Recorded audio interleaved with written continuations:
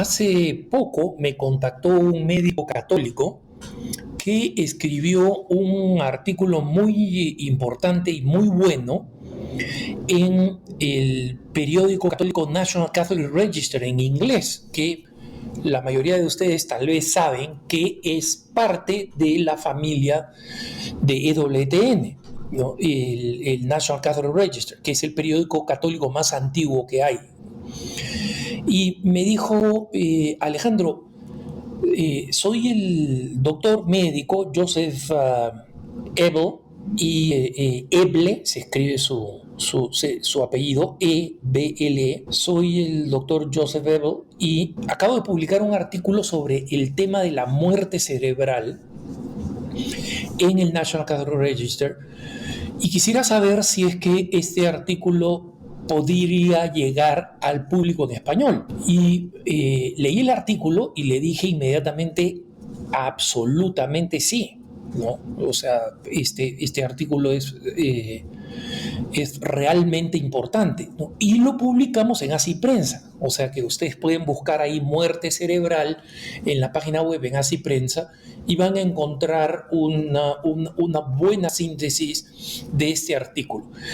¿Cuál es el problema? El problema es que en el mundo médico nos hemos familiarizado mucho con el término muerte cerebral o estado vegetativo. San Juan Pablo II, en el Evangelium Vitae y en más de una ocasión, pero especialmente Evangelium Vitae, decía que en el momento en que se habla de la muerte de un ser humano, que nosotros sabemos en la tradición que llamamos judeocristiana, ¿no? Es decir, que en la que creemos, los que creemos en las Sagradas Escrituras, y con un fundamento importante en la ciencia, que el término muerte cerebral o persona en estado vegetativo, entre comillas, es un término en el mejor de los casos equívoco, ¿no? El equívoco, como saben ustedes, a diferencia de equivocado, que también puede estar equivocado, es que es más que ambiguo y que se puede prestar a muchas confusiones y que no es un lenguaje preciso. Y esto es importante, ¿por qué? Porque tiene que ver con el trasplante de órganos. Cuando una persona muere, esta persona, sus órganos se deterioran rápidamente. Entonces,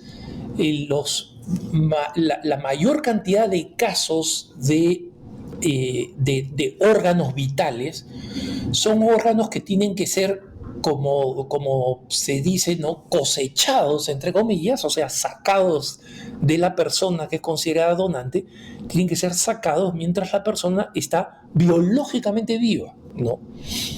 Y para que esto pueda hacerse, en 1968, un comité de la Escuela de Medicina de Harvard, que es súper influyente, como se imaginarán ustedes, introdujo el término muerte cerebral,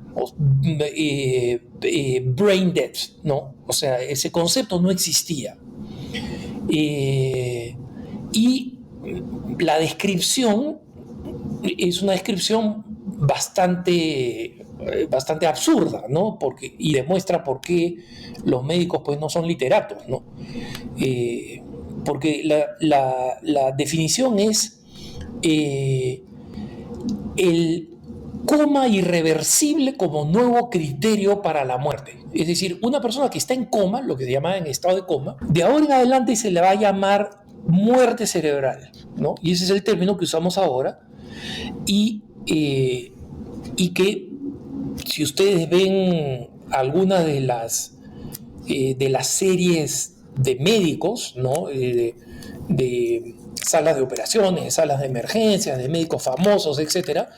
En más de una ocasión aparece el tema de muerte cerebral y la familia está alrededor y le dicen, por favor, si puede ser donante, y dicen que sí, todos alrededor se despiden y ya no muestran más, ¿no? Lo que no muestran es que a esa persona la abren como abren una vaca en un camal y le comienzan a sacar los órganos, ¿no? Entonces, el doctor Evil tiene presenta algunos casos muy importantes porque dice, presenta varias objeciones, ¿no? Dice, primero, ¿la muerte cerebral realmente es la muerte de la persona? Segundo, ¿la muerte cerebral realmente es muerte cerebral? Y presenta algunos casos que sirven como ejemplo importante, ¿no? Especialmente porque cada vez se está acelerando más el proceso de declarar muertes cerebrales porque existe una necesidad real de personas que requieren de un trasplante, y en la medida en que la medicina ha ido avanzando y hace más posibles los trasplantes, que eran un tipo de cirugía que antes era inimaginable, y cada vez más órganos se pueden trasplantar. Para que sepan, durante mi vida, ¿no? Y no soy tan viejo, yo recuerdo cuando el trasplante de corazón comenzó a hacer, ¿no? Con el doctor Christian Barnard, un sudafricano, una cosa completamente nueva, ¿no? Entonces, el doctor Ivo presenta 3 casos que cuestionan el término muerte cerebral como algo que los católicos y que en general los cristianos deben aceptar, ¿no?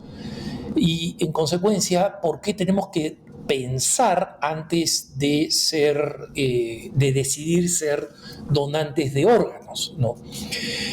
En muchos países, esa es una pregunta que se hace cuando se obtiene el carnet de identidad nacional, ¿no?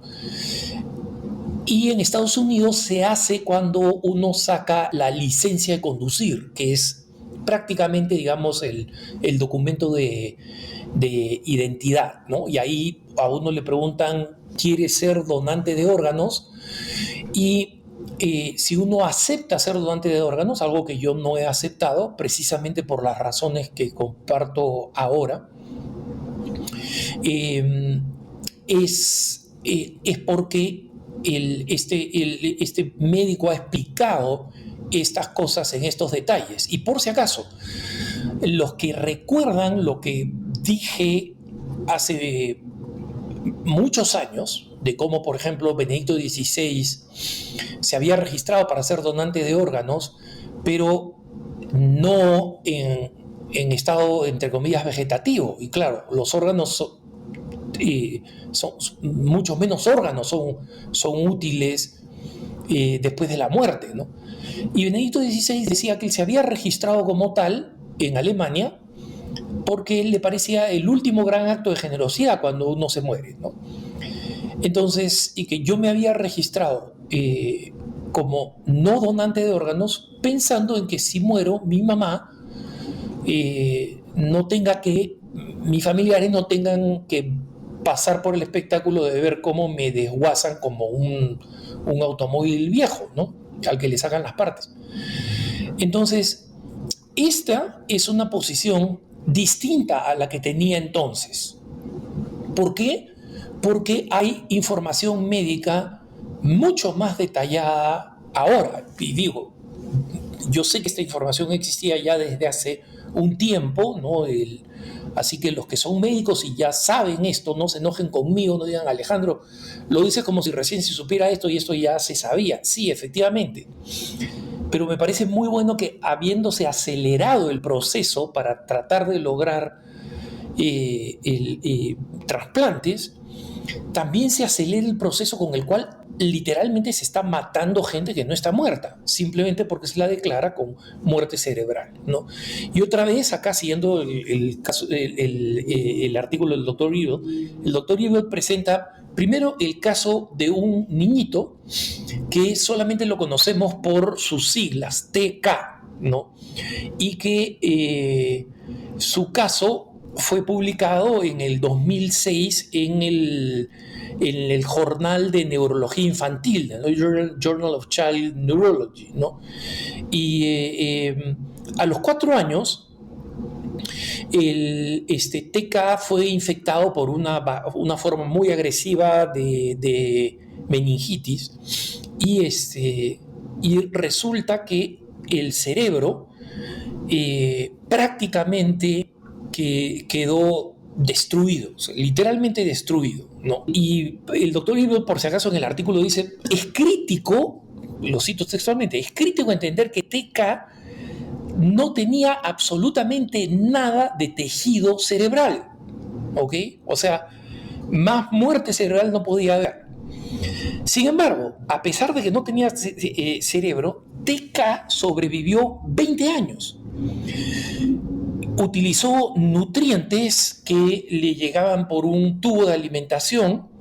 Su cuerpo fue capaz de combatir infecciones, mantenía su temperatura corporal de manera normal y su cuerpo mantuvo un crecimiento físico proporcional a su edad.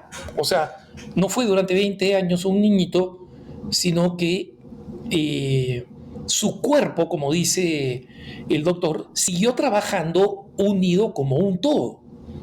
Entonces, este caso me lleva a preguntarme si la muerte fuera cerebral absoluta, como fue en el caso de TK, si aún podemos decir que esa persona está muerta, cuando nosotros orgánica, físicamente, vemos que ese órgano sigue creciendo, ¿no? Y dice, si alguien piensa lo distinto, simplemente dejo que los lectores decidan por sí mismos, utilizando el sentido común, si un paciente cuyo cuerpo está con color y con temperatura, tiene palpitaciones al corazón, demuestra crecimiento proporcional. Entonces, ¿cómo es que nosotros podemos llamar a esa persona una persona muerta? Y el problema es que existen unas guías médicas elaboradas por la American Academy of Neurology, ¿no? O sea, la Academia Norteamericana de Neurología, la AAN, ¿no? Se publicó en 1995 y fueron revisadas en el 2010. Y lamentablemente la revisión no fue a favor de, digamos, de defender la vida, sino que fue para facilitar y acelerar, digamos, de alguna manera, las operaciones de personas que han sido declaradas, entre comillas, cerebralmente muertas y que no están muertas, ¿no? Entonces, aquí es donde el doctor nos cuenta un segundo caso, que es el caso de Zach Dunlap. Zach Dunlap era un muchacho de un pequeño pueblo a las afueras de Oklahoma City, en el estado de Oklahoma, ¿no? en el centro oeste de los Estados Unidos. En el 2007, a los 21 años, tuvo un accidente y un daño cerebral muy serio en uno de estos, en una de estas cuatrimotos, ¿no? Lo llevaron por helicóptero a un hospital y 36 horas después, o sea, digamos, un día y medio después del accidente, fue declarado cerebralmente muerto, ¿no? Y Zach había puesto, como les digo, en Estados Unidos en su licencia de conducir, que él quería ser un donante de órganos, ¿no? Y en consecuencia a sus papás le dijeron, mira, tu hijo está cerebralmente muerto, y claro, cuando nosotros escuchamos la palabra muertos, ¿no? Estamos pensando que está muerto, pero el médico está hablando de una cosa que no es muerte, pues, no está muerto, ¿no? Entonces, los papás dieron el permiso para que le removieran los órganos, pero Zach tenía una prima que era enfermera y a ella le pareció, oye, yo veo a Zach en temperatura, elementos corporales y no me parece que esté muerto. Entonces cogió el pie de Zach y lo arañó en el talón con uno de esos cuchillos de bolsillo, ¿no? Uno de esos cuchillitos, ¿no? Y vio que Zach automáticamente recogió el pie, ¿no? Y fuera de las manos de su prima. Entonces su prima dijo, "Oh, mira, esto está mal, entonces voy a tomar un alfiler y voy a ponerlo en una parte dolorosa que es debajo de la uña de la mano, ¿no? Que es un área muy dolorosa. Y apenas lo pinchó, sacó la mano, ¿no? Entonces, ella inmediatamente dijo, oye, mira, estas no son reacciones de una persona que está cerebralmente muerta, ¿no? Y Zack se escapó por 2 horas de que lo abrieran y le sacaran todos los órganos, ¿no? A los 5 días, Zack abrió los ojos. A los 12 días, les dijo a sus papás, los amo. Y 2 días después, o sea, a los 14 días, estaba dando sus primeros pasos otra vez caminando, ¿no? 48 días después, o sea, digamos, un mes y medio, salió del centro y regresó a su casa caminando por sus propios medios, ¿no? Y Zack dice que él recuerda cómo escuchó que el médico lo declaraba cerebralmente muerto y cómo sentía una tremenda rabia y frustración y miedo, pero no era capaz de comunicarse. Entonces, el doctor Ivo, el que escribe este artículo, dice, acá el problema son las AAN, los lineamientos, los principios de la AAN, ¿no? Que son malísimas y que además influyen para el resto del mundo. Resulta que la AAN, cuando le presentaron este caso, dijo, mira, no podemos cambiar nuestras normas porque como el caso no ha sido formalmente documentado, o sea, no hubo un médico que estuviera viendo, mira, mejor así, mejor así, no, entonces no está científicamente documentado, así que no podemos cambiar. Pero este tipo Zack está vivo, ¿no? O sea, acá ven ustedes cómo la arbitrariedad científica está por encima de la realidad, ¿no? Entonces, hay otro caso importante que también menciona finalmente el doctor Evil, que es el de una muchachita a los 13 años, el 2013, Yahi McMath, ¿no?